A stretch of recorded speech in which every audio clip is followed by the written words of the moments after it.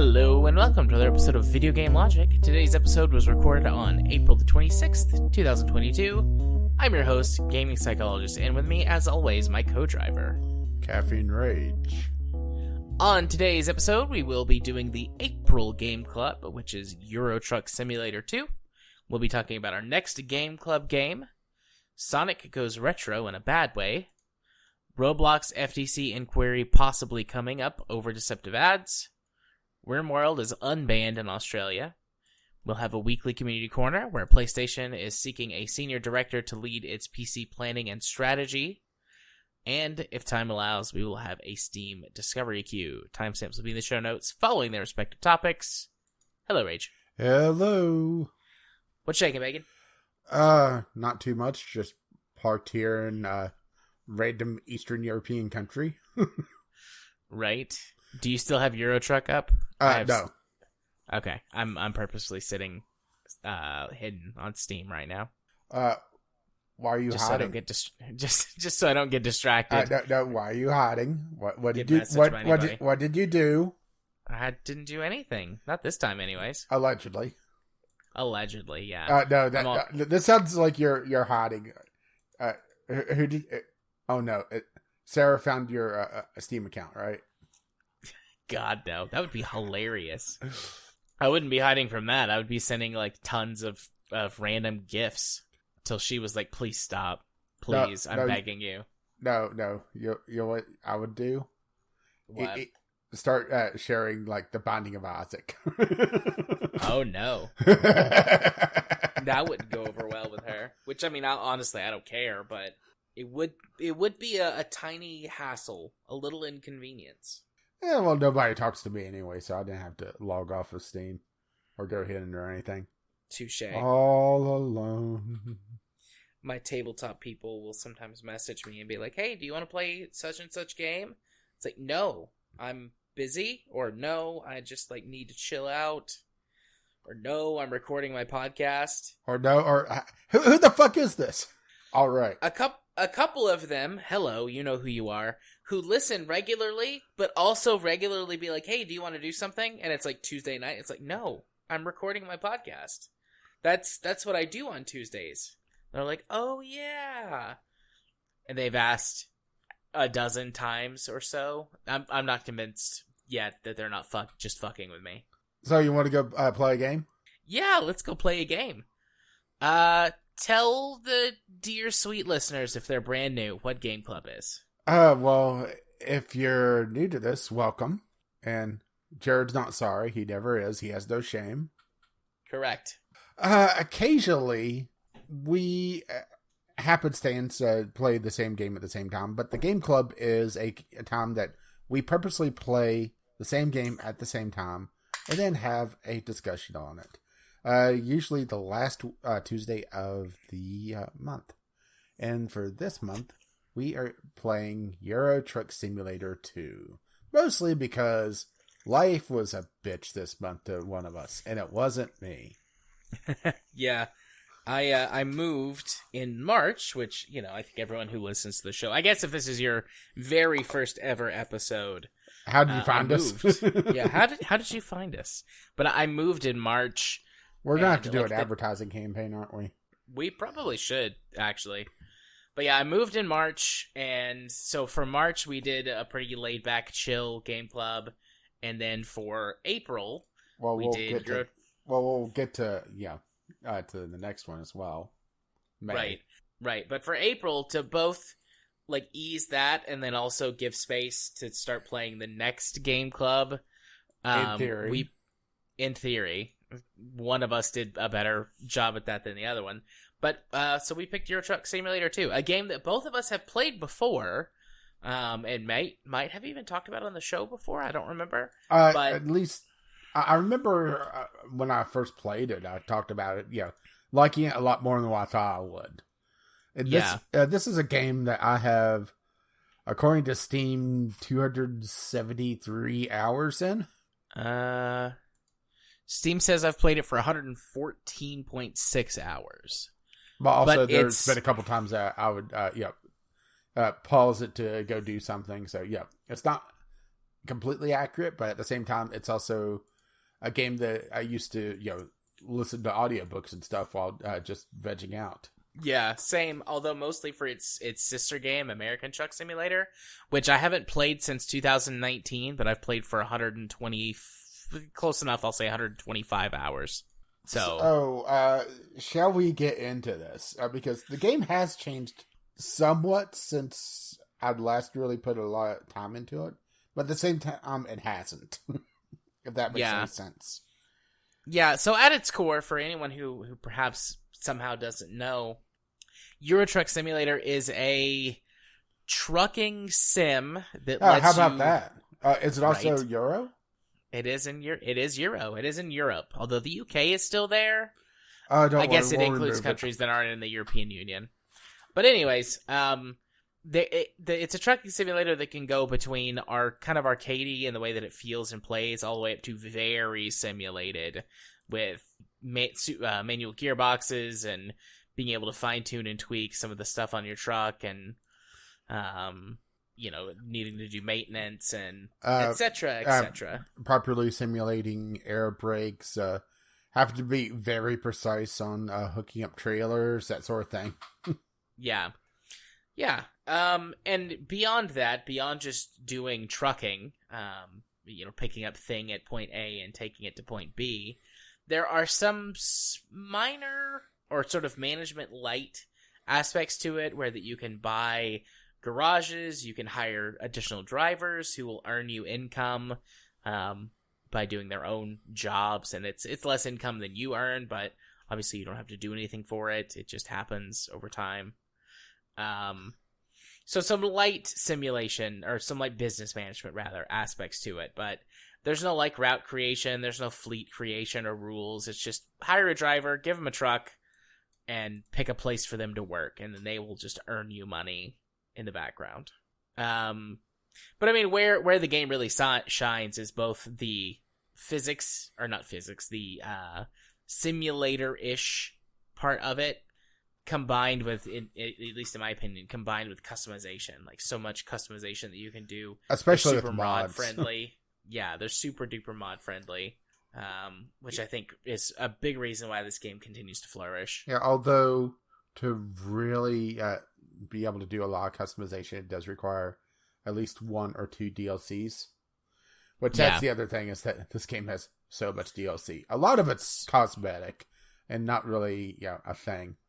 But there's 1, 2, 3, 4, 5, 6, 7, 8 map packs, including the upcoming Heart of Russia. Yeah. And I have 6 of them. I have 4. I thought I had all the same DLCs as you, but apparently you've gotten a couple of the more recent ones that I'm missing. Yeah, which is fine. It doesn't change the gameplay experience. It just makes it so that parts of the map are blocked off. Like, I'm lacking Heart of Russia, obviously, because it's not out yet in Iberia. Yeah.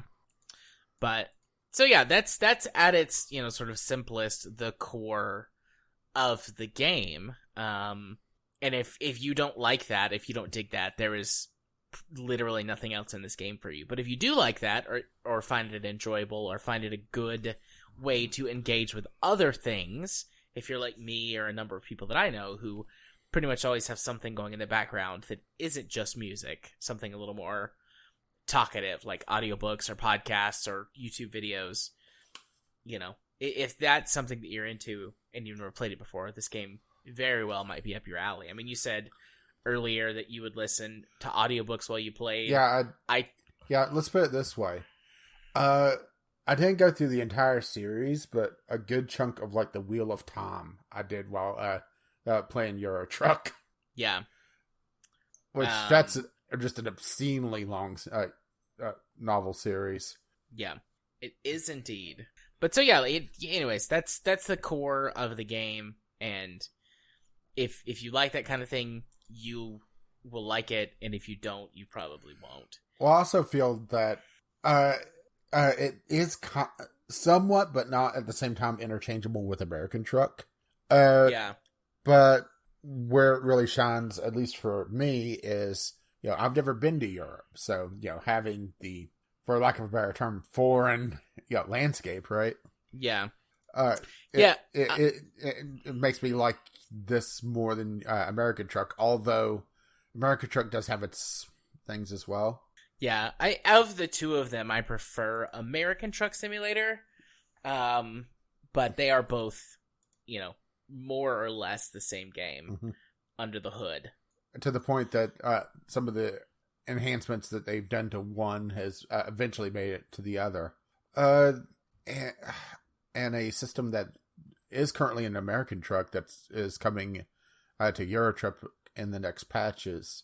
Hidden roads and stuff that could get unlocked eventually, which allows for easier navigation, which kind of ties into one of my two big bugbears with this game is that navigation can be a real pain, but it's just because it's such a simplified map. It is a massive map, and driving even before all the expansions from one side of the map to the other was a few hours. And now, especially if you have some of the opposing maps, like if I had the Iberia map, which is Spain, going from the extreme northeastern part of the map to the extreme southwestern part of the map, that would be such a long road trip, right? But sorry, go ahead. I just wanted to agree with your point about navigation being difficult and frustrating at times. Obviously, they can't make a one-to-one representation of the real-world road maps, both for American Truck and Eurotruck. But both games have what's called the detours. The road... Yeah, this was something that popped up in between the last time I played and now. Yeah. There are sort of road hazards, or maybe a cop has got somebody pulled over. Random events. Random events. A cop's got somebody pulled over, or there's been a minor fender bender, or something like that. But it's just on the side of the road. It's something to look at to break up the the sameness of the world as you drive by. Whereas detours are larger things where the law enforcement blocks off the road. There was a massive crash, and there's a chopper waiting in the road to airlift somebody away. That's the one I've seen the most in Eurotruck, but there's others. And because the map is, one, difficult to navigate sometimes to figure out exactly where you need to go, and two, because it lacks a lot of actual detours and side roads, I just turned the detour feature off because I was getting so frustrated sometimes, because it's this is the only road. It's going to take me, an extra 4 hours because I can only turn around and go back the way I came and go a completely different way. Because, in the real world, you just get off at the next side road, go around for a few miles, and then pop back on, and you're good to go. Well, that's kind of the problem, is that if the cops are blocking off the one way off, you're looking at several hours game time to go around, and if you're on some of the tighter contracts, you don't have the time. You're going to get hit with a lot of late fees. And there are mods out there that adds a lot more dynamic stuff, or a lot more events to the roster that will make it so that the detours pop up less often, barring turning them off completely. I still kept them on, but there were also times that I drove like an asshole and just drove right around the cops, especially when they're blocking off the off ramp. Yeah, but I've done that before. But the blockage is going the other direction from where I want to go. Yeah, if I'm wanting to take the off ramp and go left, well, they're blocking it off, but because there's some big event going on to the right. Yeah. But it could also make it so that the random events could pop up and oh crap, there's suddenly a big traffic jam because somebody's stuck in the middle of the road. Yeah. Although the AI drivers sometimes do that on their own. Sometimes. Yeah, so I guess to jump to another thing that really bothers me, one of the few things that really bothers me, is the AI driver. But Or at AI the same time, drivers. they're kind of realistic. Yeah. Yeah, Most of the times. yeah, sitting there when just hanging out in your blind spot. Yeah. Most of the time when I got damaged, there was the two biggest ones were like, number one, I misjudged where I was supposed to go and hit something with my trailer. And then number two, the fucking stupid, idiotic AI is like, oh, hey, look, I'm just going to crash into you. Or I'm not going to move, even though your blinker's been on for 3 miles and the lane is ending. Well, the thing is that, the blinker is there just to really make you feel good, right? Is it? I don't think the AI really pays attention to the blinker. Maybe they do. Maybe they don't. I felt like sometimes the AI has noticed it and hasn't, but if it, it could all just be random chance and it's like confirmation bias at that point. But at the same time, the AI being utter shit drivers is probably one of the most realistic things in this, because people don't treat big rigs with the respect that they should. All right? Yeah, they do not. So, I don't know if it's a good thing or a bad thing. We can write off what may be mistakes or bad game design. It's like, no, it makes sense because thematically, people suck when they drive. Right. I would say my other real big bugbear with this would just be the multiplayer. Yeah. So they have a multiplayer mode that's called Convoy. Yeah, which is kind of rolling what was a multiplayer mod with servers into the single player, into the base game. Yeah. And the idea with Convoy is that you and, a group of friends, or in our case, just the two of us, get together and they share the map with whoever hosted and can do jobs on that person's map. You can take the same job as someone else, as in, like, you can literally copy that job and take it as well. Assuming that's an area where you can get to, because, right? Yeah. But as far as I can tell, there's no way to do, like, the same job. So it's not like you can take a bigger job, and it's like, oh, this will go faster if you had multiple drivers, or something like that. It just doesn't. It's just sort of like a lobby where you can drive around and talk to people. Yeah, which is fine. There's nothing wrong with that. I think that's great. But for the two of us, we play games together just about every week, and then we do this show, and sometimes we chat in between. It's like, okay, I don't just need a place to sit and talk. Yeah, I think we might also be a little bit spoiled coming from SnowRunner into this, where it makes a real difference having somebody else running events with you, or running contracts or missions or whatever you want to call them. It makes them go a lot faster in this. It's just kind of there. It's not bad, but it's at the same time, it's underwhelming. Yeah. The way that they, and, maybe this is me, much more me than them, but the way that I felt like it's been, it was shown off was like, get together and do jobs with your friends. Explore Europe together. Have fun. I mean, technically, that's not wrong, but at the same time, right? Yeah, you're correct. Yeah, you're right. So, let's see. Probably one of the things that's at the heart of Eurotruck is customization, which we touched on a minute ago. Mm-hmm. There's a lot of customization packs. Do you have both the big DLCs that unlock it? Yes, I think so. There's the wheel customization pack, and then there's the cabin customization pack. Yeah, I believe I got them. I mean, I can paint wheels and you have lots of accessories for them, and okay, and there's a lot of custom cabin things. I was just making sure, because I think they sold the wheel and the cabin as like a bundle of the essential pack, which I do agree with. And there are minor bonuses as well for the wheels, like it's slightly getting better wheels could slightly decrease the friction for trucks or make it so that the trucks are a little bit grippier in the rain, which just driving around in the rain, just listen to something relaxing.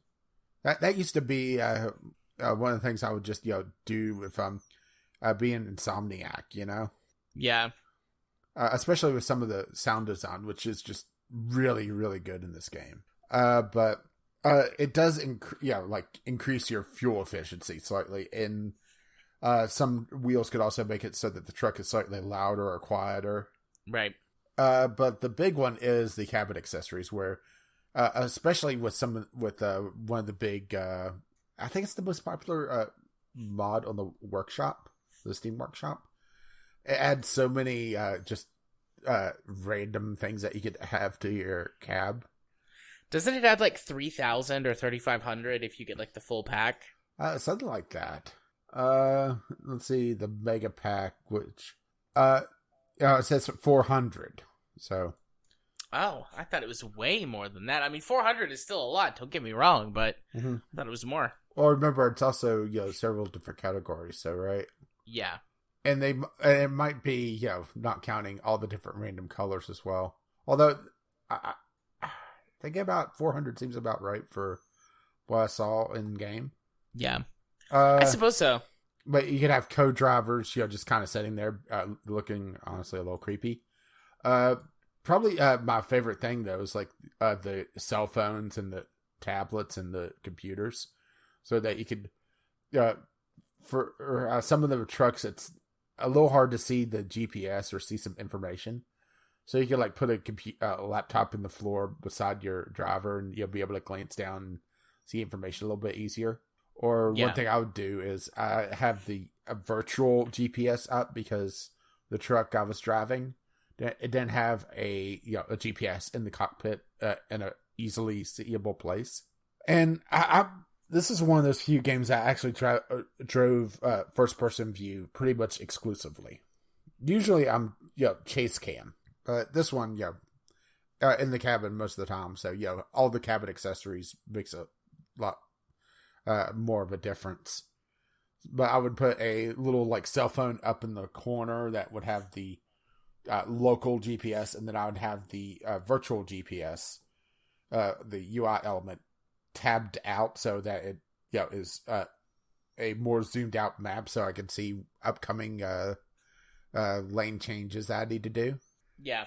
And in the floor I had the fuel economy of the truck, so I'd be able to glance down, see a lot easier than trying to squint at the little control panel, just how far I have until I need to refuel, to figure out if I need to,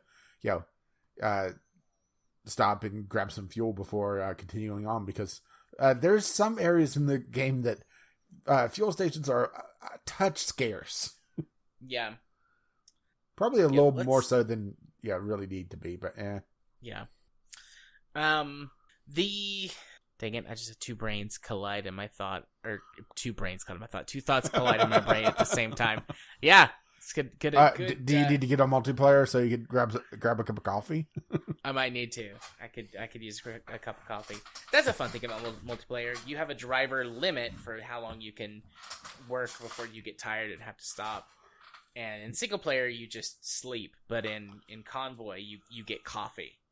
Yeah, well, otherwise, whenever you sleep, the game, fast forwards. I think it's 10 hours, 8 or 10. Okay. And things happen in the background because of it. Your AI drivers will continue on their deliveries. Your bank loan ticks off, right? Yeah. So the multiplayer does have a benefit, but right? Yeah. So I mean, we kind of already talked about and clarified this a little bit, but just for completeness sake, like, yes, you can in the game you eventually can own your own trucks and trucking company, but you can buy trucks and trailers and fully customize both of them, use them yourself, give them to your drivers that you hire to use. Like, yeah, I will say that I do wish that the management side of things was a little bit more deep. It's not same. It's not terrible, but it feels very, once you get it going, you can basically just set in, just, every so often you'll see, Joe Blow completed delivery, and you get, 500 euros. And watch or that. More. You can get jobs worth way more. Well, pretty much, unless you luck out and get a really good driver at the start, they're going to get practically nothing for the first, few days, and then they slowly improve. And you can micromanage them a bit to try to get some certain skills that would help them out. Which that's something we haven't really touched on, is the kind of RPG light elements. There's distance, long distance hauling. There's fragile hauling. There's just in time hauling. There's economy. There's AVR, which is your different licenses to haul volatile stuff. Right. And I'm blanking on one, aren't I? I don't think so. Maybe. I'm just double checking myself. Let's see. ADR. I said AVR. Long distance, high value, fragile, just in time delivery, and echo driving. So I did hit them all. And apart from ADR, your hazardous material stuff, getting one rank in it essentially unlocks the ability to do it. So long distance driving, in rank 1 you could do up to 350 kilometers, up to rank 6 where deliveries can be as far as they need to be. High value cargoes unlocks high value jobs that each rank improves the reward and an experience bonus for doing that sort of thing.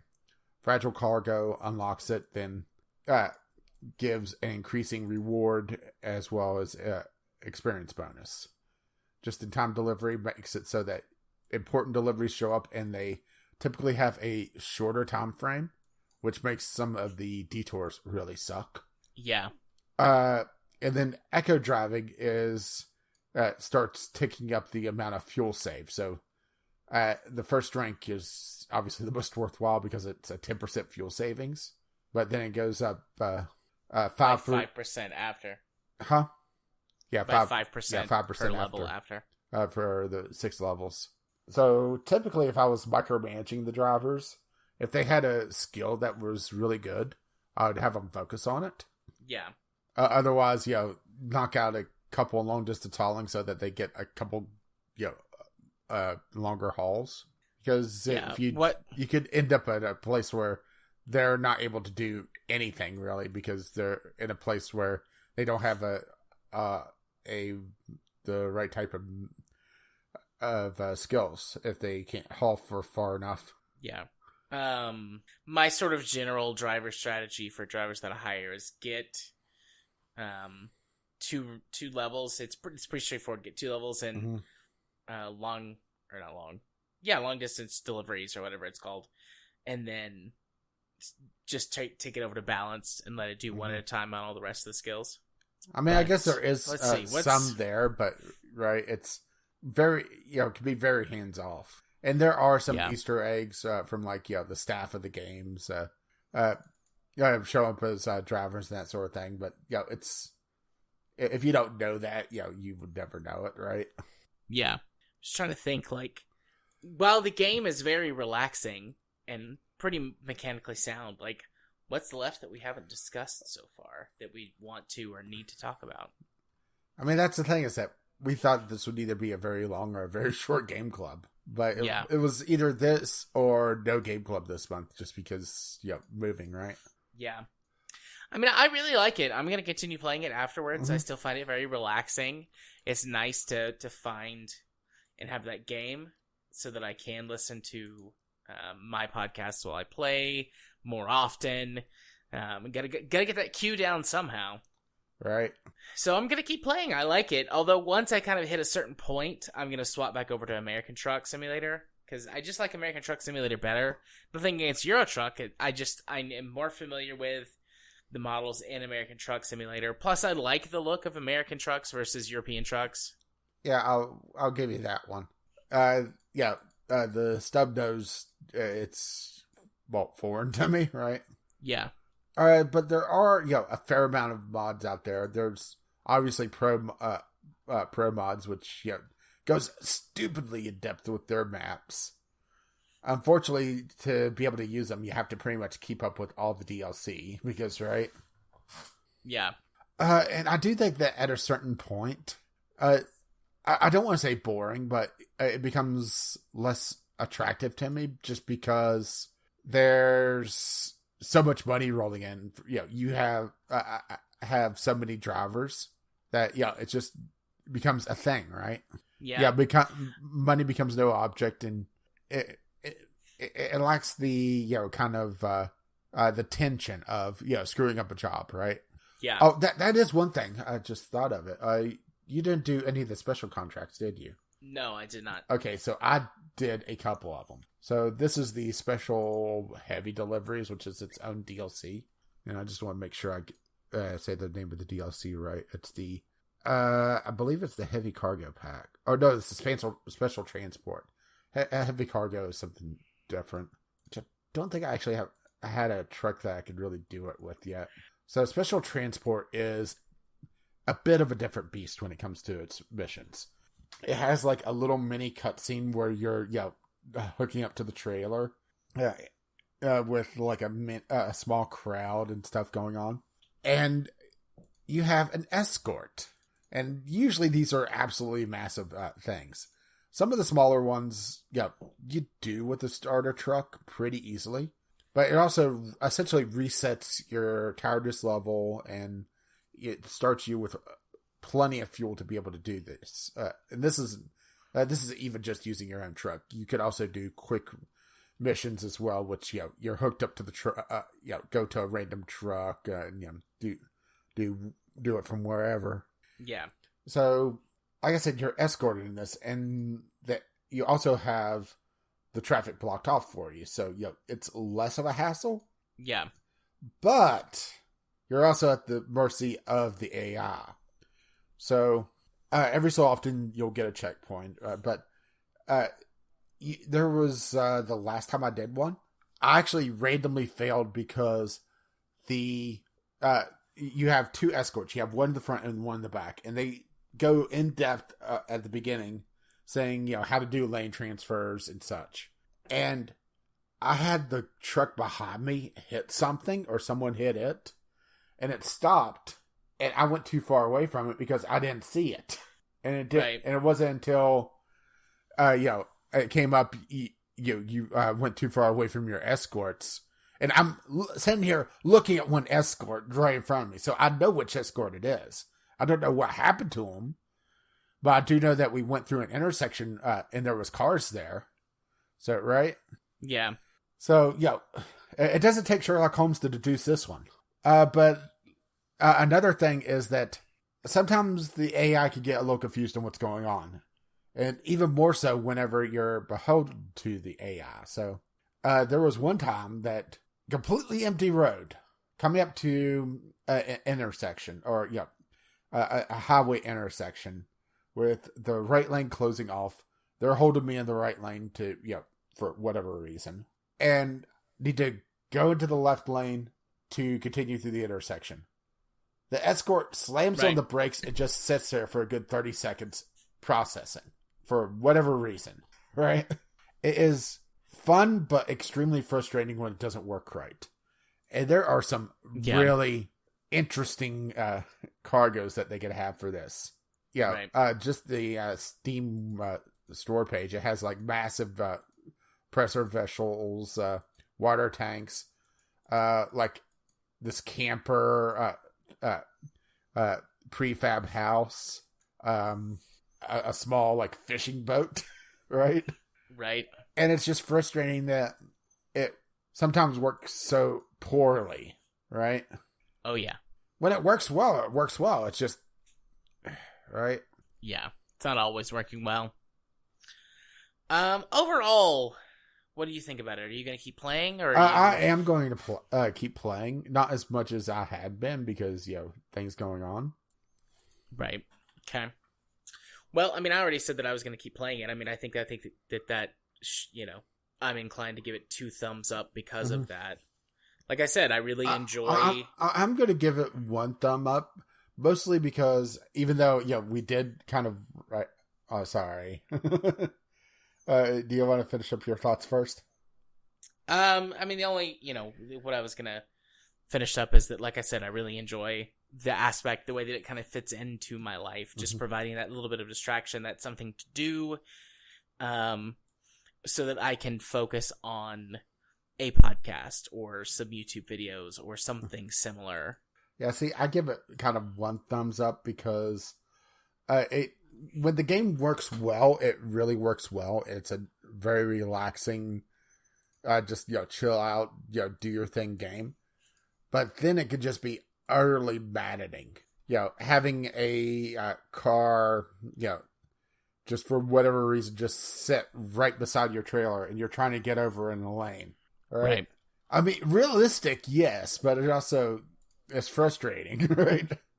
Or having it, like I said, the escort vehicle just doing weird shit with the special cargo, which is not realistic. And there's no indication of what's going on. There's like no radio traffic, which I think is something else that feels like it's missing. The game does have built-in streaming support for music from quite a few different sources, and you could actually import stuff as well for streaming audio. And one of the things I used to do, which I actually didn't do for this game club, was if I'm staying like in a country for a while, I would purposely try to listen to radio stations from that general region. Oh, that's pretty neat. Like listening to the BBC if I'm in the UK, that sort of thing. Yeah. Or listening to regional specific music. And I'm not sure if there's an option to do that, but I do know that you're able to search by country fairly easily. One thing I would love to see is some sort of way so that as you progress around the map, it changes radio stations so that it tries to stay close to where you are. To be fair, that it's going to be a little bit more difficult because you can go through even the biggest countries in half an hour, or maybe 45 minutes, depending on the routes that you take and just how early screwed you are by the random events.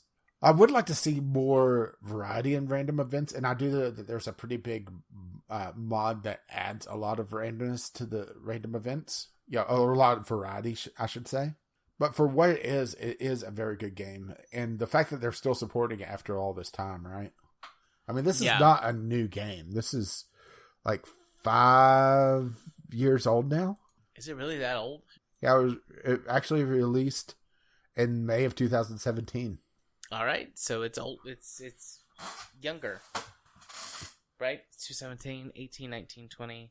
Oh, no, that's right. It's right in line with what you were saying. I was going to say, it's 5 years old next month. Find that. It's 4 years and 11 months. They're happy? Yes. So, you gave it one thumbs up, right? Yeah. Okay. Like I said, there are some definite flaws, and I do wish that there was a stronger simulation side of things, or on the management side. But that was never really the point of the game. Yeah.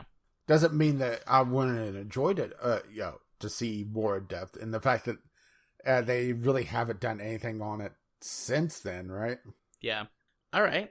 Well, I think it's time to mosey over to reveal what our next Game Club game is, which I can't remember if we talked about previously or not. So I'm going to act like we have it. If we have, be surprised. No, we hadn't cut you off before you mentioned it. Okay. So our next Game Club game for the month of May is Final Fantasy XII. If you happen to have an original copy, knock yourself out. The two of us are playing using an emulator. Allegedly. Allegedly. And we are playing the original PlayStation 2 version. There was a pretty substantial update on the re-release for PC that changed the job system somewhat, but it's an utter pain to get a hold of and didn't want to fly the Jolly Roger that much. Raise the Jolly Roger.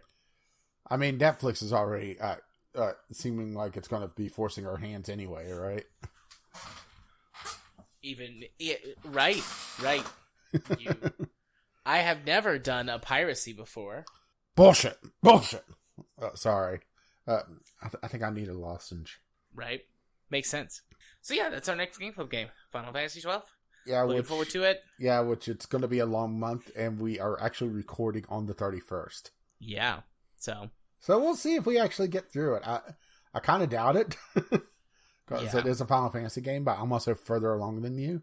Yeah. It also really depends on how much you focus on the game, because I will say this so far, that there's large sections of the game that is kind of like points of no return. Yeah.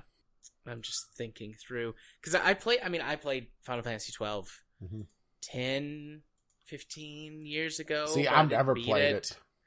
I didn't beat it. I just played it for a while, maybe 10, 12 hours, and then put it down. So, I think this will be good. Let me get over to the topics list. As I text out what the next one is, so I don't forget it. Yeah, so our next topic list is Sonic Goes Retro in a Bad Way. This was one that you spotted and thought was interesting, so I'll let you lead on it. Well, it was also the topic of the Gymquisition this week, which was also fun. So, Yes, who true. remembers fondly the time that you had to have a spreadsheet for pre-orders? What, nobody? Just Sega team? Sega. So Sonic's upcoming re-release, remaster, whatever, anthology of the Sega Genesis games released their pre-order stuff, and it is hilarious and sad. And honestly, a little bit padded, because, right? So Yeah. there's really just 2 editions of the game with a bunch of pre-order DLC that would be available later on. But it's rather laughable. It's stuff like the old music, right? Or having character animations on the main menu, or be able to pan the main menu. And it is, silly. And it is silly to get upset at the same time. It's not, because, we've pretty much broken away from this practice. And here we are again, right? Yep.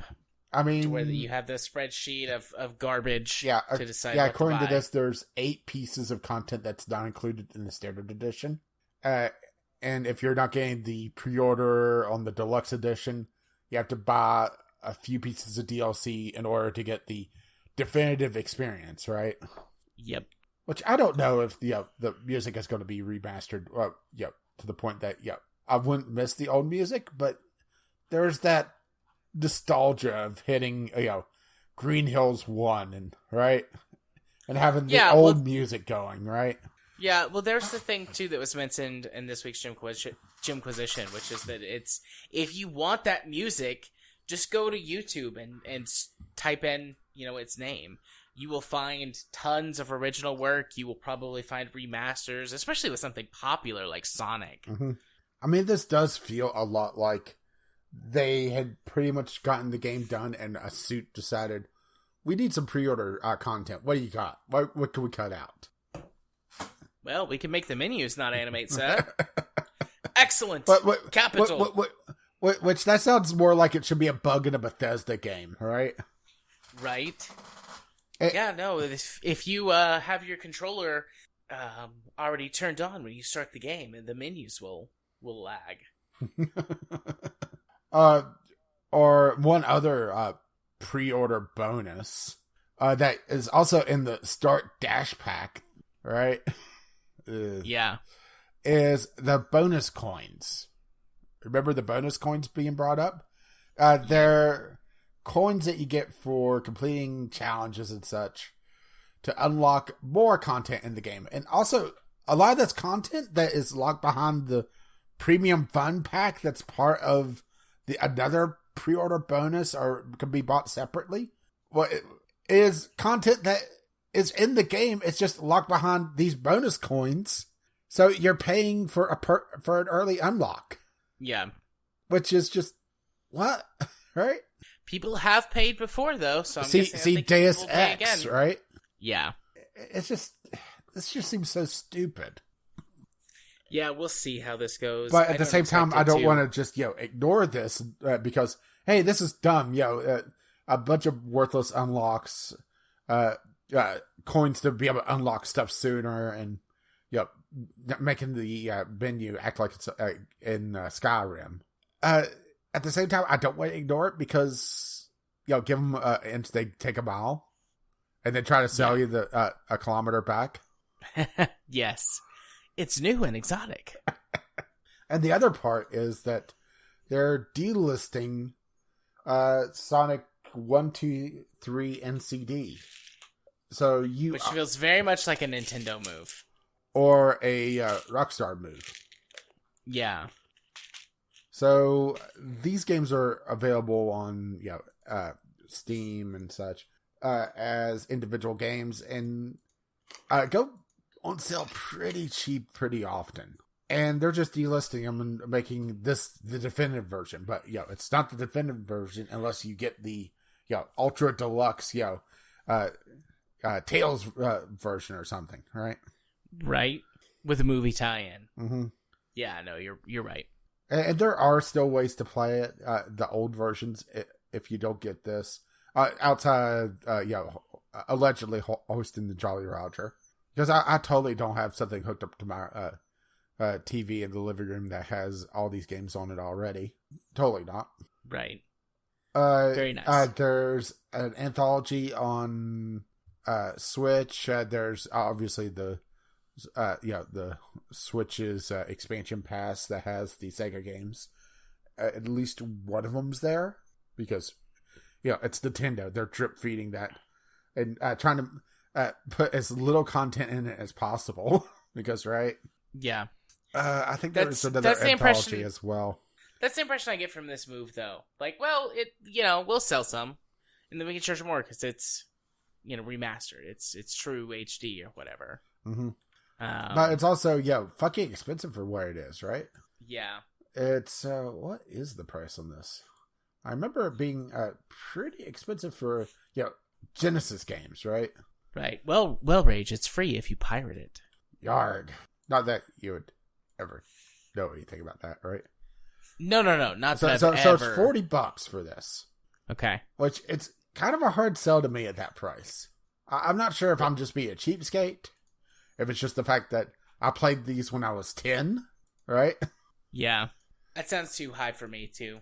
Just like for what it is versus what I could get without it, Like, I don't think I need to go through and do all of that. That sounds like effort. Yeah, and the thing is, it's Sonic the Hedgehog 2, Sonic 3 and Knuckles, and Sonic CD, which, right? Yeah, Sonic Adventures 2 is still my favorite Sonic game of all time. Right. Rolling around at the speed of sound. It's the song for the first level. It's a real banger. Which I am looking at, some of the missions, which is, like their achievement system for the coins. And some of them, could be interesting, but, it's just, do I really need that for this? No, not really. Yeah. Maybe it's just I'm old, right? Maybe I'm old. I mean, I don't... Well, okay, so the deluxe version is $45, right? Yeah. It's just... Although I do have the Spyro Reignited trilogy that I need to dive into. Although, that's good. Although I got that from Humble Bundle, so that hardly counts, right? But even then, it's the same price for 3 games versus 4, but it's a more modern game, right? Yeah. I think it's just the silliness of this all just really gets to me, right? The silliness and the corporate greed bullshit. Mm-hmm. Like, I get it. Corporations got to corporate. They want to make money. They feel like they're entitled to make money. Fine. But instead of doing something like, making new original content, or even really putting in time and effort and energy into making or remaking something from before, it's like, nah, let's just get rid of some stuff. Let's put some new stuff on sale. Maybe do a little work to it. It's like, I don't know. It just... I mean, thankfully, it's not going to be hard to preserve the games that they are delisting, but at the same time, if Sonic is disposable, right? Yeah. What isn't disposable? Which the answer is ultimately nothing. Everything is disposable to these corporations. Some things that might take longer if they're underperforming or whatever, but everything is disposable. And on that sad thought... do you want to tackle some Roblox? Yeah. Pulling up the article. Roblox FTC Inquiry possibly coming over deceptive ads. So we've went in pretty hard on Roblox. a couple of times already because they deserve it for being predatory and for more or less targeting children for both free labor and to exploit for financial gain. And they're exploiting them for financial gain again. Let's see. To the best of my understanding, the way that their advertising is working at the moment is that they are slipping in ads into or things that are ads, like maybe not necessarily commercials, but advertisements in some way, quote unquote, organically into content that people are playing. From the sounds of it, it sounds like it's sponsored games that's not listed as a sponsored item. At least that's how I took this article, is that, it's like, Netflix sponsoring something, but they don't explicitly say this is an ad, this is sponsored content. It's just, hey, look how awesome this Netflix themed thing is. Isn't Netflix awesome? Right. Except they're not, but that's a story for another time or podcast. Yeah, I mean, this says Roblox allows advertising to be surreptitiously interlaced with organic content.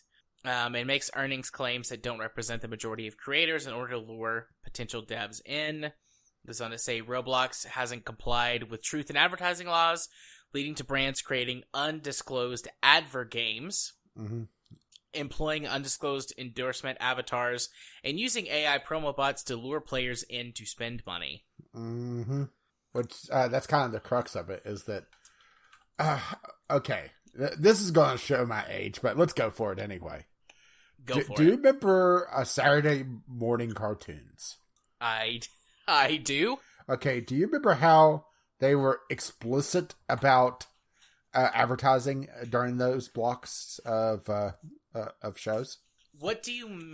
Where they say, after these messages, we'll be right back, or something like that. Oh, yeah, absolutely. Okay, yes. That comes from an FTC filing saying that there was too, essentially, gentle of a transition between the show and the advertising, that it became one and the same to the kids, to the point that it was violating the FTC protocols for advertising to children. So that's why there was that hard, okay, we are running advertisements now. And there's some of that in YouTube content. It's supposed to be a lot more overt. It's supposed to be a lot more out there. But YouTube and streaming content is still very much the Wild West and is not enforced as well as it should, even by their regulations. So Roblox doing this and getting the FTC to pay attention to them can have some repercussions in other places. So that's why this is really interesting to me, is that Roblox is kind of this hidden, 800-pound gorilla in the room, right? Excuse me. That muted for a second. I started choking. It's the gorilla that neither of us really paid attention to, and now it's like, it's this massive thing that was kind of under our radar. Yeah. And having the FTC, crack down on them might, start having repercussions in other spaces where, you see the sponsored content be a lot more overt, like it should be. Yeah, Roblox has drawn a lot of attention to itself lately. There's this. There's the sort of medium ripples that were made about the child sort of exploitation. Which is also part of this. And then Kim Kardashian, I mentioned this to you pre-recording. It was last week or 2 weeks ago, maybe. I heard about this on a podcast that I listened to, where that Kim Kardashian is talking about suing Roblox because one of her children saw an advertisement in Roblox for Kim Kardashian's sex tape. And so, if you get a card, you and I, perhaps all of our listeners, don't give a shit about Kim Kardashian. We are not in that demographic, but they have a reach to tens of millions, perhaps hundreds of millions of people, the Kardashians, who don't travel our circles. And that kind of eyes on from another cultural perspective, brings a lot of attention to this and these issues that they're doing. And that might be the kind of thing, for better or for worse. I mean, it is a Kardashian after all. That, combined with this, combined with the previous stories. They are, like 70% plastic, right? That's true. But combined with this and combined with the previous stories, might make a difference. Might actually do something. Especially because the U.S. legal system is so lawsuit sort of based. We use a lot of case law precedent as opposed to empowering government-regulated bodies or government-regulating bodies to do the job. Well, technology is moving a lot quicker than at least the U.S. system was designed for. Never mind the fact that we have fucking fossils in power as well. Right. I mean, just recently, now I'm blanking on what state he was from. A U.S. senator died who originally was took office in, I think it was the 60s or 70s on the campaign that his predecessor was in office too long. Right? Yeah. That would be, if it was the 70s, that would be what, 50 years? That's too long. That's too long for anybody to be in the office, in power. Human beings do not keep up with that well. Okay, let's put it this way. The average age for Congress was 57.6 years. And for senators, 62.9. That's the average. Yeah. It's just... Alright? I wish the average was somewhere in the 40s. Like, actually, I wish it was younger. I wish it was around 35. But you can't even run... Or you can't be in the Senate until you're in your 20s, right? I don't think that mid-20s. I don't think there's actually a limit on that. Is the president's office the only one that actually has a minimum age limit? Okay. Let's put it this way. This is the 117th Congress, so last year's, if I recall correctly. The oldest one is 87, and there's like so many in the 70s and 60s. It's easier to... There's one senator that's in his 30s. One. Yeah. I'm okay with senators being in their 60s, but I feel like that should be the max. Mm-hmm. I mean, there's a lot of medical evidence that you start to enter cognitive decline on average in your late 60s or early 70s. So not only are you older, you grew up in a completely different generation, completely different world, not even including modern day standards, but, standards of 3 or 4 decades ago, grew up in a completely different world, and you're starting to experience cognitive decline. But hey, let's, legislate on things. Okay, so it's 25 and 7 years a U.S. citizen. So I was wrong on there not being an actual age limit for representative. So 25 is the youngest that you could be, which is pretty young. I couldn't imagine being in Congress at that age or really any younger. You were still throwing up in bathtubs, right? I was. God, imagine if one of us ran for political office. Oh, I'd never make it. Especially, we'd be so fucked because of how much stuff we put on the internet. Oh, no, my state. I mean, I'm far too liberal. I honestly consider myself more moderate, but my state is so blood red that, I would have no chance. Yeah, I'm too liberal for even the liberal states. Maybe California. Maybe. I'm very socially liberal, though. So, no way in hell. Yeah. No, I'm a hardcore lefty. Like, let's go. Socialism, baby. Woo! Universal basic income, universal health care, very, very soft on crime. About the only thing I'm soft on. Wink. Ew. Very socially progressive. Let's go, baby. Although, oddly enough, not into child grooming. Very much a hardcore right thing. Child grooming and marrying children. You mean the grand old projection party? Right. We are very, very far off topic. This is very classic us. Yeah. Do you want to talk about Roblox some more, or should we just abandon this topic and move on? Let's just abandon the topic because I don't think that there's a lot more to comment on. Outside of, I hope the FTC actually does take a look at this. So, I hope so too. So speaking of government agencies looking at things, the Australian Review Board has taken another look at Rimworld and has unbanned it.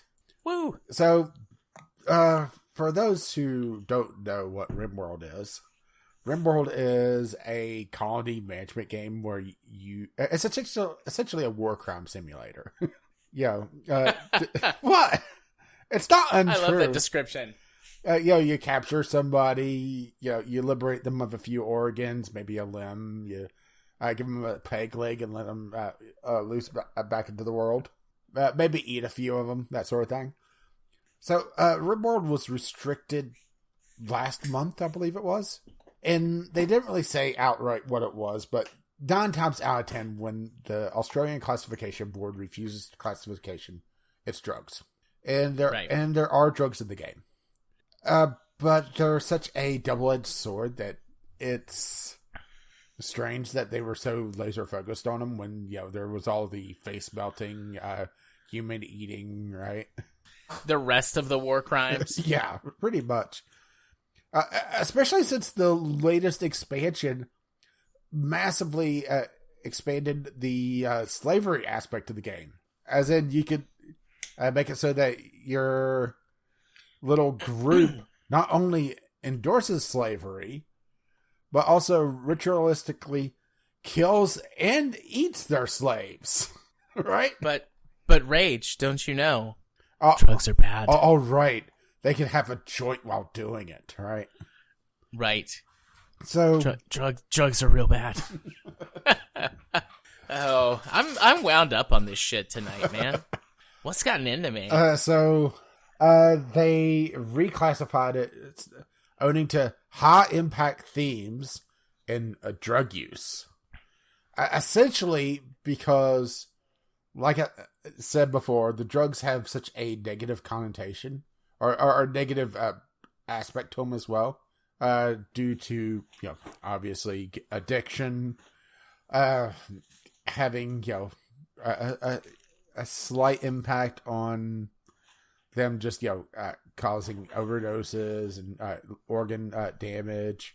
But, that's what the, capturing people and harvesting their organs are for, right?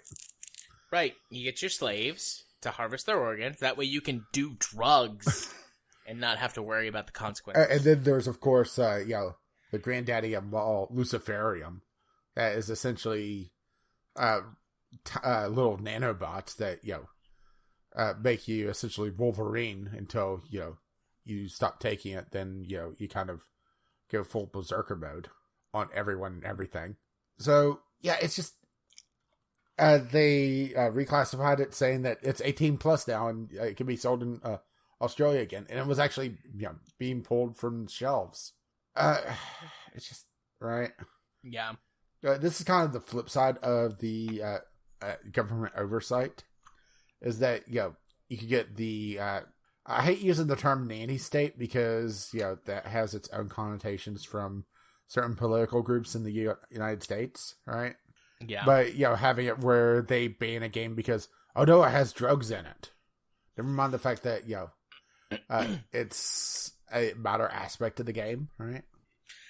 Although, to be clear, Australia has gotten a more and more conservative government over the last 10, 15 years. Now, I'm not an expert on Australian politics. I know somebody who lives there, and I read some news here and there. See, I don't hear a lot from Australia, so... but it does seem... it does feel like it fits.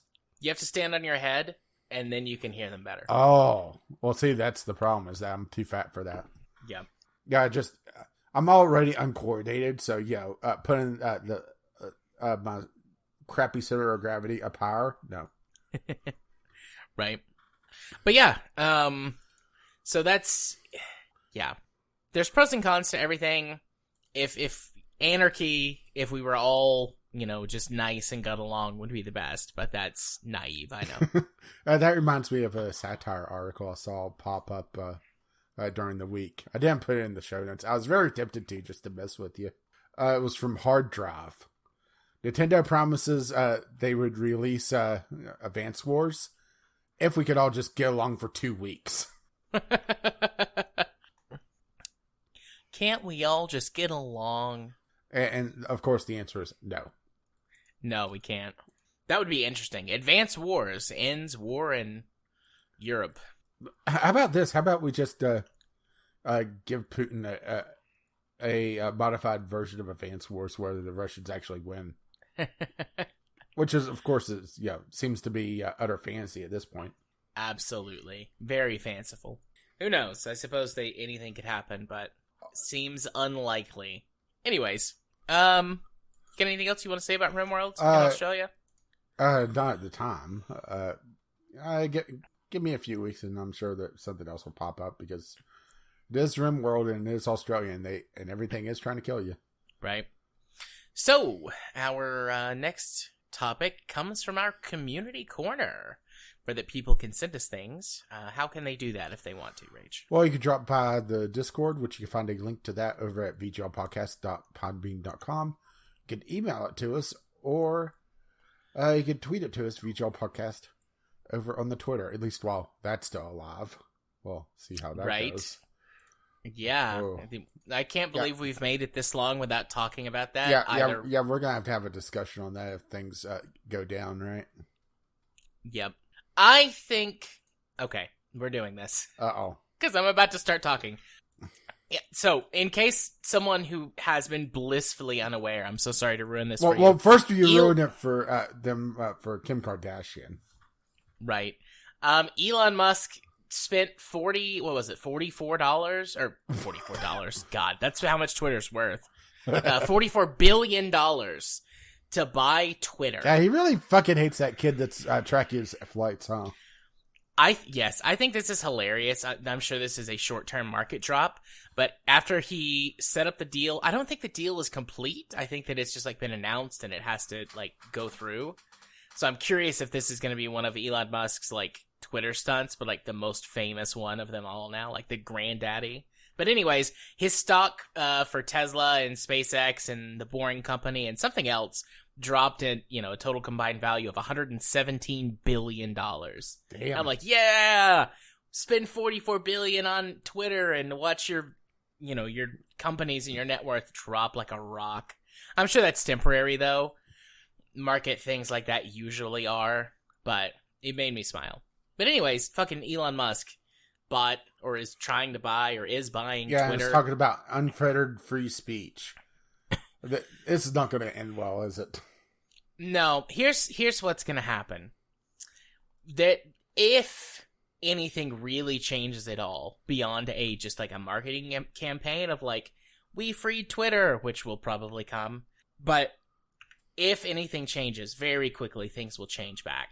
Number one, Twitter has got, regardless of how sort of spottily they're enforced, their code of conduct is designed not to protect its users, but to protect itself from massive lawsuits. If Musk pulls all of that back to scale down or eliminate moderation, he will get his ass sued into oblivion by all kinds of people. And it won't be people like me or you. It'll be other corporate people. How about I just pick one almost at random? How about the European Union? Right? Or have you not seen that one? No, I haven't seen that one, but I'm not surprised that Twitter he's pissed off must the EU. comply with EU rules, official says. Ah, yes. Good. But, so that's, if, and that's a big if, a very, very small chance that happens. Now, what might happen is that initially there's a scaling back of some of Twitter's protections, or, Twitter's whatever, moderation. And, of course, getting the idiots that they banned back, because, right? Right. But then when that happens, we will see on Twitter something similar to what happened with that, Trump, pro-Trump social media, Twitter clone or whatever. Which one? He's had a couple fail. Fair enough, but the one that I mean, a couple of them imploded, and one of them almost imploded, and then they started moderating it. Like, there's no scenario in which Elon Musk creates, quote-unquote, a free speech haven where there's no moderation. Either he's sued into oblivion by other corporate entities and governments the world over, or the site just disintegrates. Because Twitter is a cesspool. I love to shitpost on Twitter, and I like to go and interact with the few, like, fun communities, like tabletop stuff and the Battletech community and some gaming stuff. But Twitter's a fucking cesspool, and when you remove what little moderation there is, it will implode. Well, I'm just remembering the old Penny Arcade comic. Normal person plus an enemy plus audience equals a total fuckwit. Yeah. So, good job, Elon Musk. Good job. I hope your value continues to drop. But it turns out Penny Arcade is still a thing, person. Huh? Yes, I guess. I didn't know that they were still a thing. Latest good one for is from yesterday. Yeah, good for them. But yeah, that's my very hot, very quick take on Elon Musk buying Twitter. Had a conversation with my kid the other day. I might have told you this on Sunday about how Elon Musk is a bad man. Actually, no. So let's go for it. No. So we listen to a podcast called Business Wars, which just talks about business sort of conflicts. There's ones about airlines. There's one about, there was like Coke versus Pepsi, Netflix versus Blockbuster, which I can't wait to see Netflix versus, telecom companies. But anyways, it's stuff like that. And the most recent one is Tesla versus Detroit. And it's, the quote-unquote, the story of the rise of Tesla. And my kid loves Teslas, and I see why. Like, Teslas are very sleek. Even the, quote-unquote, economy models are very sleek and sexy looking. And he knows that Elon Musk kind of vaguely is because of SpaceX and Tesla. And he's like, wow, Tesla's so cool, and Elon Musk is so cool. And I'm like, nah, not really. And he's like, why? So then I had to have a conversation about how Elon Musk is on record as being racist and sexist and homophobic and transphobic and being just a very bad person who treats his workers very badly and lies all the time. Pretty much Steve people. Jobs. Yeah, actually, that's a fair comparison that I honestly hadn't thought of. But you're right. Well, I treat Tesla as the Apple of cars. Oh my god. I've said that so many times recently over the last few days. Because Tesla's making, Elon Musk and Tesla are making headlines. People are like, oh, what do you think about Teslas? I'm like, they're terrible. I wouldn't buy one. I wouldn't be caught dead with one. Even if it was given to me, I would sell it and get something else. Just the repair costs, right? Yeah. And Tesla doesn't conform to EV standards. Like, there are a couple, it depends on which region of the world that you're in, but there are a couple of standard sort of charging plugs and structures. And they're the fucking lightning cable. Yeah, and Tesla's the fucking lightning cable. So, from a performance standpoint, they are, at least the Model S and the original Tesla Roadster, they are pretty high performance vehicles. I won't deny them that. But otherwise, they're just like Apple. You're way overpaying for the name brand. It's like any name brand, really. Any big name brand like that. Yeah, give me the multi-mil car, right? I would love to have a Chevy Volt.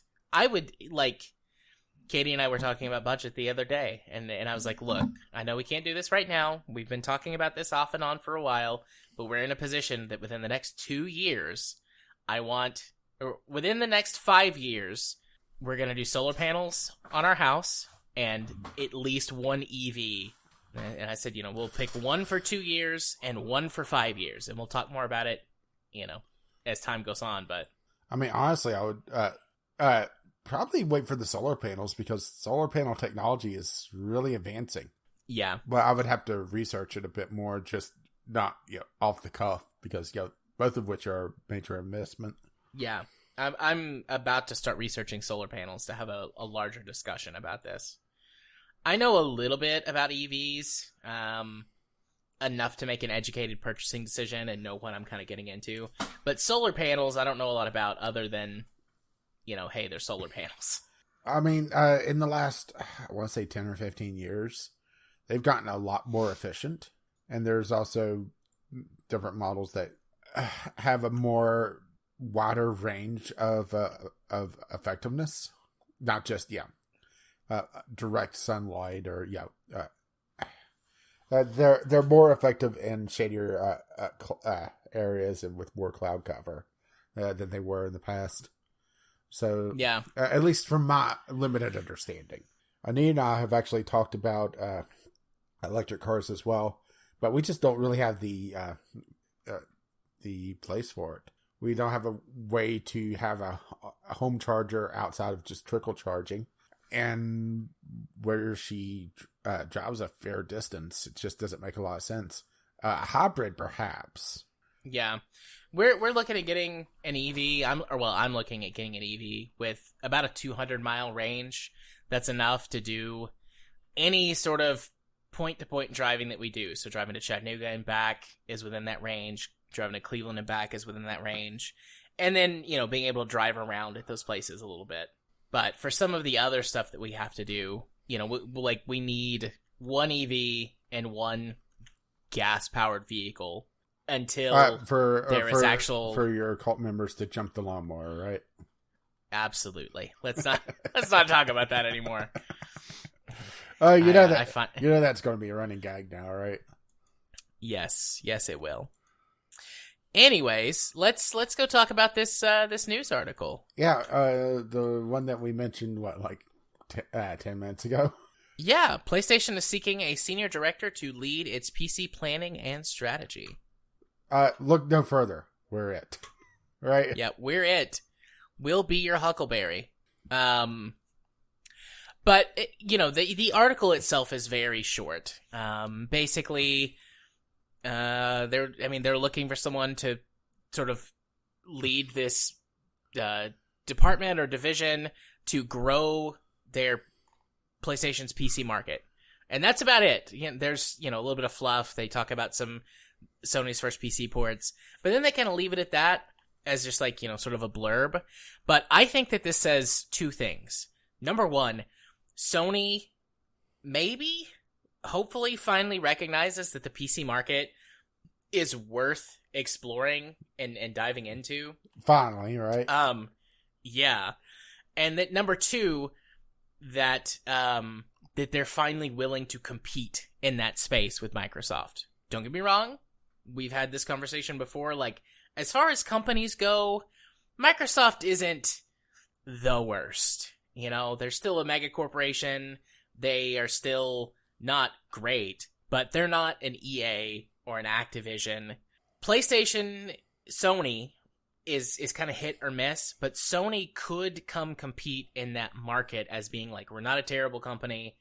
We have our problems. We have our history, but also we can do some good in this space. And I would love for there to be more competition in the PC marketplace. You've got some going on still between Epic and Valve. Yeah. But it's really, honestly, still not much of a contest. Valve is still king. Microsoft has probably been the biggest competition to Valve with Game Pass. Yeah, but that's something completely different. Yeah. If Sony could compete in the PC marketplace with something genuinely on the scale of Game Pass, I think that we could stop, or at the very least delay, that slow roll from Microsoft kind of building this huge, gaming umbrella, and then starting to jack those prices up and start to gouge consumers. And I think that's a good thing. I think we need that in the space. Yeah, having a monopoly on any front never leads to a good place for the customer. Yeah. And having Game Pass, kind of show that, one, this model works when you're not a complete idiot with it, and you actually allow downloads and not focus solely on cloud gaming, like Yeah, let's pick somebody at almost random. Amazon. Or Google. That doesn't seem very random to me. I know exactly what you're doing. Yeah. I'm being facetious, but... Well, I am too, so fair enough, right? Yeah. But actually putting out interesting content and having the deals to be able to run a subscription service and have one that actually has something, having their first party stuff and make it so that it puts a little bit of a spin on things. So even though Valve still has I don't want to call it monopoly because it's not the right word for it. But even though they are the go-to place for PC gaming, there's enough pressure on them to improve that it's not, right? Yeah. That they're not as stagnant as we sometimes joke about. Yeah. Honestly, what I would like to see happen, and I don't think this is going to happen, I think that they're probably going to focus exclusively, or at least nearly exclusively, on their PS5 and select PS4 titles. But I would love to see them just open up their back catalog, at least back to the PS3, maybe even back to the PS2. And it's like, you pay $10, $15 a month to get access to all of these games. And yes, you absolutely can, at least for the PS2, emulate almost anything you want quickly and easily and without major issues. Not that we know anything about that, of course. Right, of course. PS3 is where things start to get a little dicey on emulation. PS3 really gets dicey. I've tried to emulate some PS3 games, and I have had extremely mixed results. I haven't tried it in a while myself, but I do remember that there's a big jump up in specs required. Yeah. So, but the problem is that cost-benefit analysis. Or would they really want to try to port those to older titles outside the big names? Yeah, and that was going to be my next thing of like, how would they do it though? They're probably not going to release an emulator into the wild. The community has done enough to, kind of botch together their own. If Sony releases one that people can reverse engineer, and they will, then Sony's not going to want to do that. So you're right. How much are you going to port these games? How many of them is worth it? I feel like at least for some of the major titles it would be worth it, but I just don't expect Sony to put the effort in. At the very least, not in the beginning. Maybe if it becomes a success, they would start experimenting with that. I mean, they are. But in the beginning, they are looking at some of the stuff like the Uncharted series. They're starting with that on PC. I don't think that they're going to the older stuff though. But all right. Yeah, and the Uncharted series is one that I could see them, doing. Because of how popular it is. Yeah, I'm just looking at the big releases here. The top PlayStation 3 games, and a lot of it is multi-platform stuff, though. So maybe it's not as emphasis as one-sided as I thought it was.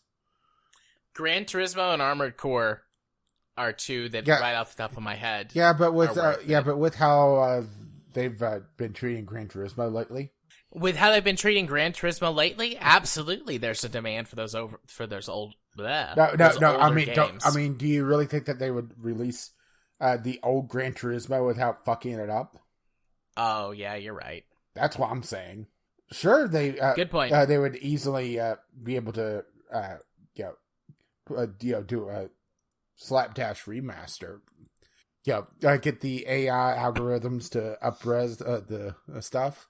Assuming, of course, they would be able to get the licensing for the cars, because that's going to be the big thing for Gran Turismo. But they would put in so much microtransactions, right? Yeah, you're right. That's a huge fear that they wouldn't just a big fear, and a what feels like a very realistic possibility that they would just do that. They would mess with them instead of just releasing the games, up-resing and releasing or whatever. Mm-hmm. Little Big Planet would be interesting. I've called up a list of the top PlayStation 3 games, and I completely forgot about Little Big Planet. Yeah, And there's not really something like that on PC, if I'm being perfectly honest. Or at least not with the level of charm, you know? Yeah. Journey, which I think that actually did get a port eventually. Now that I think about it. Or did it? Maybe I'm thinking of something different. No, it did. Journey. No, it did get a port. Like 2 years ago. I mean, a lot of these are multi platform. The Last of Us, of course. I completely forget about The Last of Us as well. I'm obviously not a Sony person, huh? I enjoy the controllers. They got that going for them, which is nice. I don't enjoy their controllers as much, but that's okay. But imagine playing The Last of Us with a mouse and keyboard, right? Sounds lovely. Sounds a lot less infuriating. Excuse me. Didn't catch that one in time. Yes. Well, you should be sorry. I am sorry. But yeah, I would love to see it happen. I would love to see something like that happen. Or honestly, even some select ports I would be okay with. But this is going to be one of those things that's like, it will be what it will be. I don't expect them to do much. Yeah, I don't expect their toes in the water. I don't expect the Spider-Man. Yeah. Because that was a system seller and a half. It still is, actually. So, yeah, I don't expect, their absolute A game. Or at least, if we see something along those lines, it's not going to be for several years. Yeah. Because they are still primarily a console-focused company. They're not going to give up their box sellers. Well, I mean, yes, but that was said about Microsoft, too. Mm-hmm. Yeah, but... Granted, I think Microsoft had a lot more incentives to... Well, remember, they're also, they're already in the PC space. Yeah. And they are raking in the money on the subscription service now. They've gone the Netflix model before, the fuck up. The pre-imploding Netflix. See you in 10 years, Microsoft. Right. So, yeah. I think that's that. Do you have any other thoughts? Not about that. The site also popped up a thing full of clickbait stories, and there's thoughts there, but that's for another time. Right. Fair enough. Well, tell the people one more time how they can do this, get stuff on. Well, you could do so by emailing us, vglpodcast@gmail.com, tweeting to us, VGLpodcast, until, Twitter implodes. Or you can drop by the Discord, which you can find a link to that over at vglpodcast.podbean.com. Right. So how do you feel about Discovery Queue tonight? I could do a Discovery Queue. Okay. As per usual, well, first we have to hit the music. Right. I have my Discovery Queue up and running. And I have something that would be your speed if you like baseball, because I know how you love your spreadsheets. Out of the Park Baseball 23. It's essentially Eve meets Baseball Simulator, where you have a bunch of spreadsheets, a bunch of stats. If you're an absolute stat nerd for sports, these games are up your alley. But, right? They have a series for hockey as well as baseball. So, and incredibly in-depth stuff. I mean, more so than I could really emphasize. Not exactly my thing, but right. Yeah, I have liked baseball games before. Mm-hmm. Well, I'm just not a big sports guy. Yeah, this is the management style thing. It's kind of the other side of the pendulum where we were talking about Eurotruck being too light on the management stuff. This one's a little too in depth for me. Right. So okay. So I got a game called Terraformers. Looks like it's a colony builder / resource management game where you're colonizing Mars. This looks more like what's the right way to say it? More like a 4X strategy type game. But it's got, I don't know, like this kind of, in some ways it seems like it's deeper than some of the 4X games I've played, and in some ways it seems shallower. Like This city's got little tiles, or it looks like you could build but buildings which in traditional 4X games would be planets with the tiles that you have on them. Yeah, but that leader, he has hot tops on, so, right? Oh my god, you're right. I mean, it looks neat. I like stuff like this. It looks like it's $20 normally. It's on sale right now for $18. Just released this past week. So, who knows? I might get into it. Looks like they're terraforming the red planet and making it green in little gifts. So, good for them. Woo. Woo. So, I got Peglin. They say a Pachinko roguelike. And I'm looking at the screenshots, and I'm only thinking one word. Peggle. Peggle roguelike. Or roguelike. Okay. And it looks like the Peggle aspect, I know that they can't say Peggle because, copyrighted term, is controlling the combat. I'm actually stunned. We have not seen a completely rip-off of Peggle until this point. I haven't seen anything that's kind of hit that, that note for Peggle. And it's such an easy concept, or I shouldn't say easy concept, a simple concept that I'm surprised that it hasn't been ripped off sooner, or maybe it has, and it's like in the mobile space that I haven't paid attention to it. But it's just, I mean, I'm looking at the GIF down at the bottom of the store page, and I'm thinking, holy shit, that does look like Peggle. Yeah, and I went absolutely mad for Peggle back in the day. I love Peggle. I do wonder if it's deep enough these days, but considering it's controlling the combat of a roguelike, that could be plenty, right? Yeah. And Let's check it out. It's got a demo, and it does look like the roguelike element. It's enhancing the Peggle aspect in various ways. Yeah. They say that it's going to be roughly a year in early access, so we'll see about that. But that's definitely one to keep an eye on. It is a little expensive, but roguelikes can have an absolute ton of content if done well. Yeah, agreed. They're not my favorite genre, but definitely whenever I've found one or two in the past that I like, they are a well that runs deep. But I got Sonic Origins, and the only reason I'm including this is because of our conversation earlier, sort of a speak of the devil kind of thing. Fuck this game. Go get the other ones. Steal them. Emulate. Actually, it's not stealing. It's corporate reclamation. They've taken away Jim Stephanie Sterling. Yes, I believe in that. I believe in corporate reclamation. That's a good comparison. Please continue to compare me to them. Yeah, but you're not nearly as fabulous. No, I'm not. And I'm not convinced that you're gender trash either. Fair enough. So I got Ember Knights, an action roguelite. Essentially a like Binding of Isaac style roguelite with a little bit more hack and slash mixed into the mix. Very stylized, I would say late SNES era graphics or graphic style. Very bright, colorful. All the GIFs that I see on it, it definitely they convey well what they're doing, but they also don't go overly flashy, which is a huge problem I've had with some roguelites where there's so many particles on the screen that you can't see what the hell's going on.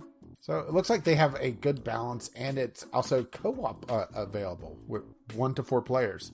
I do hope that they balance it well, because that's also a problem whenever you build for co-op. It's either too easy with friends or too hard alone. Right. So that's my second roguelike for the day. Okay. I got one of the most interesting games I've seen in a while. Trolley Problem Inc.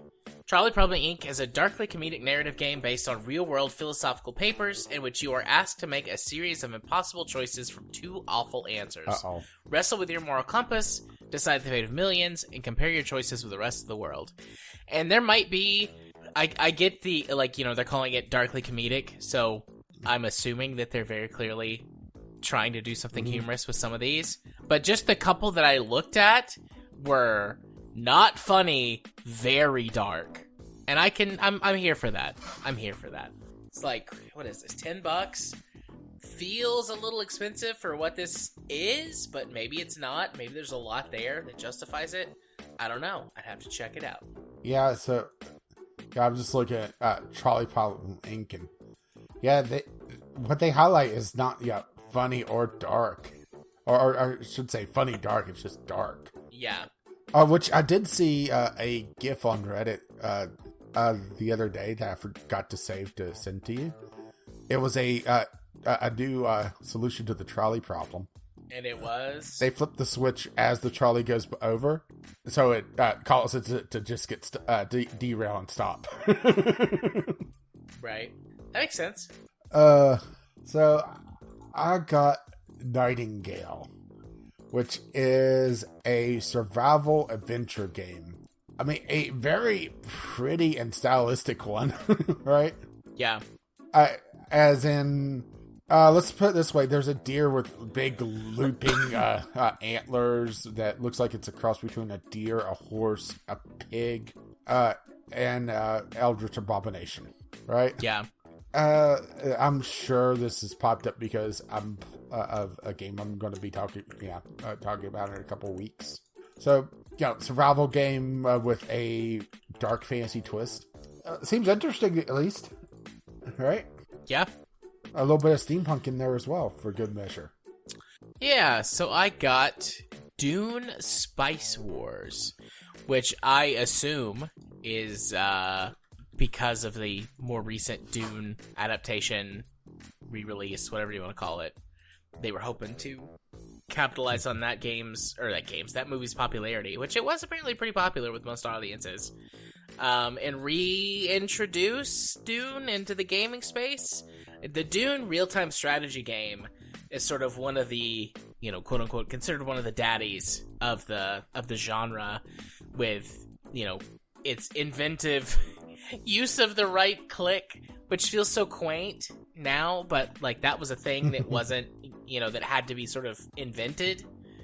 There have also been some Dune narrative games that I remember playing when I was younger. Like I've always really liked Dune. I've read the first couple of books that exist in the universe. I've read the quote-unquote, titular Dune, and then I've read another books that's set in the universe.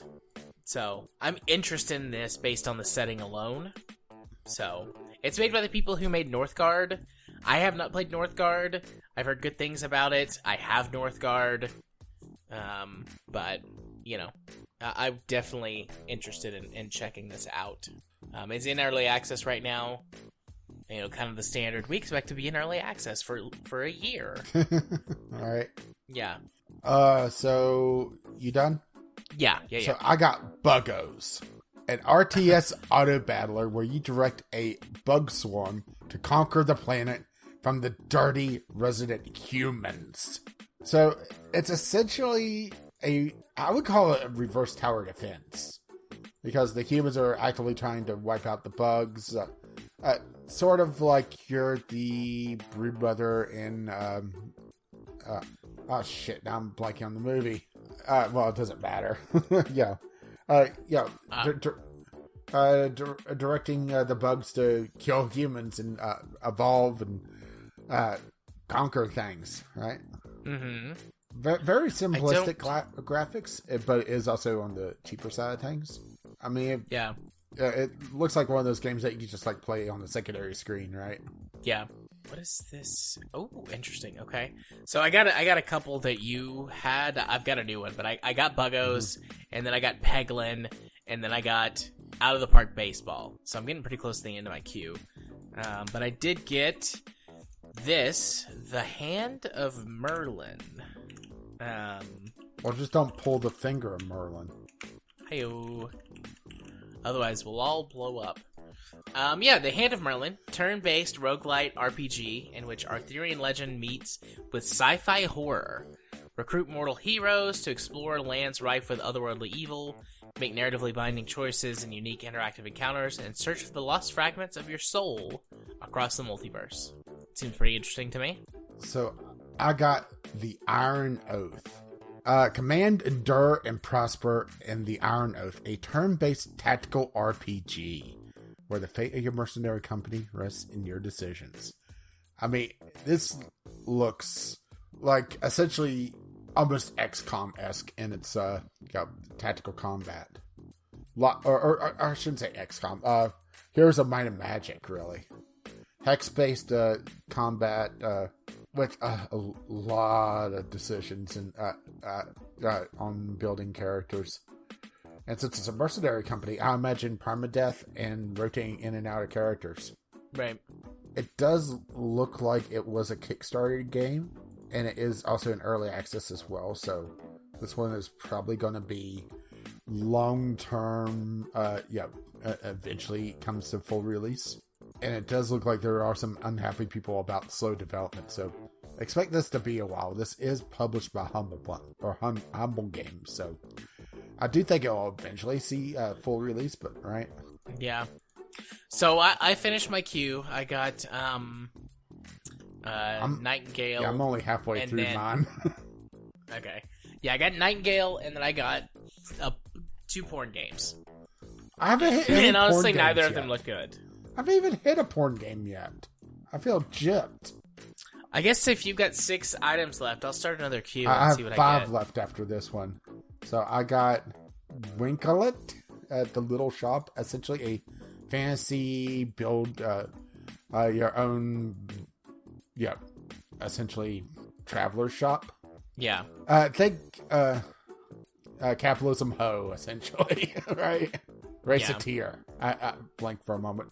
With some light farming aspects on it and building of items. I mean, once again, these games are very hit or miss, and I don't know anything about this company, and it looks like they only have one other game out, which is in my library for some reason. It's probably from a bundle somewhere.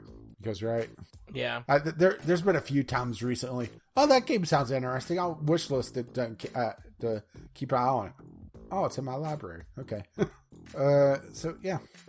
I've gotten 2 more porn games. Alright, here's my first non-porn game that looks worth talking about. It's called Prosperous Universe. Let me get you an link. If you want to look at it. Alright, Prosperous Universe. Start your galactic empire by trading on the real-time market exchange with other real players. Build your first base from humble beginnings and watch your business flourish with complex supply chain strategies, economics, politics, and realism fuel this immersive business MMO. I thought it was a single-player game, and it's an MMO. I'm gonna leave it on my list, but fuck it, I'm out. Well, you don't need I want to deal with this shit. You don't need another Eve? No, I don't. I mean... Don't need that. I mean, that... Damn, right? Yeah.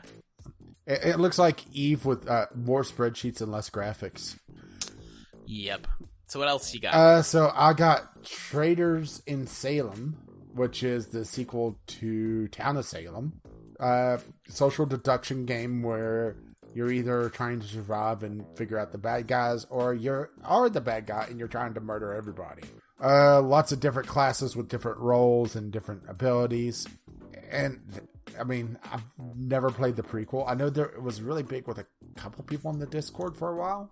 I'm not sure if this is, worth it for, early access just yet, but it's also not terribly expensive either. So, all right. Yeah. Yep. So I got Perfect Heist 2. Perfect Heist 2 is a round-based Well, if it was a perfect game. heist, why there need to be a sequel? Maybe they spent all the money. Oh, shit. It says Perfect Heist 2 is a round-based online game where robbers try to hide in plain sight while robbing a bank without being noticed by the cop team. This sounds like a game that you had last time, doesn't it? Yeah. It seems to be an upcoming thing where, it's hiding in plain sight or, essentially... Prop hunt? Yeah, prop hunt, kinda, sorta. So, what the hell, I'll go for it anyway. I'm not 100% sure on this one. But, what the hell. Turbo Overkill. Nice. It feels like old school Doom. just over the top badassery. A little bit of Doom, a little bit of like Serious Sam, lots of movement, a lot of high speed, a lot of over the top kills, and a giant naked hologram lady in the city. Well, who doesn't want that? It has I shouldn't say almost a cyberpunk feel on it as well. Characters that have like TVs glued to their head where their heads are. Yeah. I mean, just weird. It is early access though, so they're expecting to not get out early access until early next year, so right? Yeah. So I I finished the second queue. There were more porn games, which I wasn't going to talk about because they didn't even look good. And then that was pretty much it. I got another one that's because of a game I'm going to talk about in a couple weeks. Techraptor. A first-person factory building game. Hint on what I'm going to talk about in a while. Yay. But set beneath the surface of an alien planet.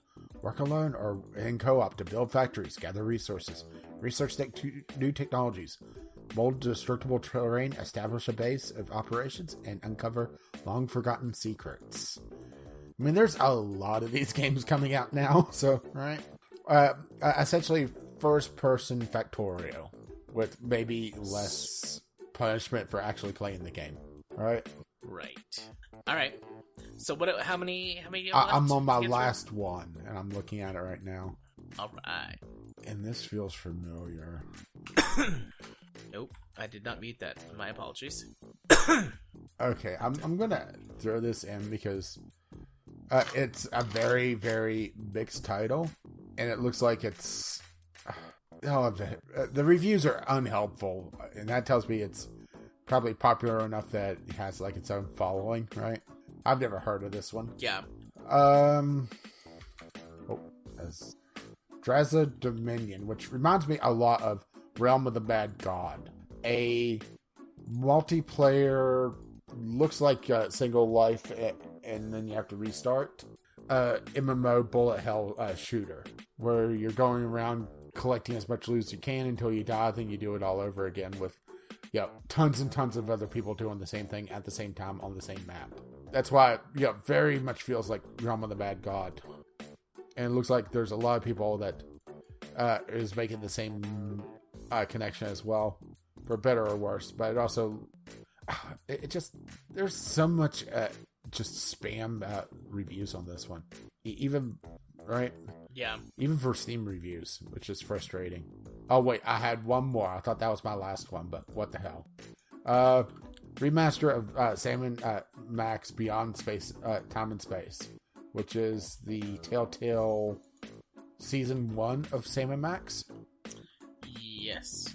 Which they actually put in a fair amount of effort into, trying to make it worthwhile. Because the way Telltale did it, some of the jokes in the early game, or the early games, didn't make sense later on. Or I should say, didn't pay off as well as they could have because they weren't designed as well, or designed yet. Like at one point, you visit yourself in the future, and you're just standing in hell. But because of the way Telltale was designing the games, they hadn't had the final design of that part of the story, so they changed it later on. Well, now you actually have in the remaster the proper kind of payoff, being in that exact scene later on. Which, gotta admit, I do. And it was at this point that there was a sharp transition into a postscript. Apologies for this, dear listeners, but it was at this point that there were what we'll call technical problems. We have about 95% of this week's episode, so we're going to go ahead and release it as is. Do apologize for the abrupt ending here. As always, our intro and outro music is On the Ground by Kevin MacLeod. You can find his work over at incompetech.com. If you're a listener or participate in our community, you already know where to find us, and I'm recording this before work Thursday morning. So I hope you all have a lovely Friday and a lovely week. We will see you next time. Bye-bye now.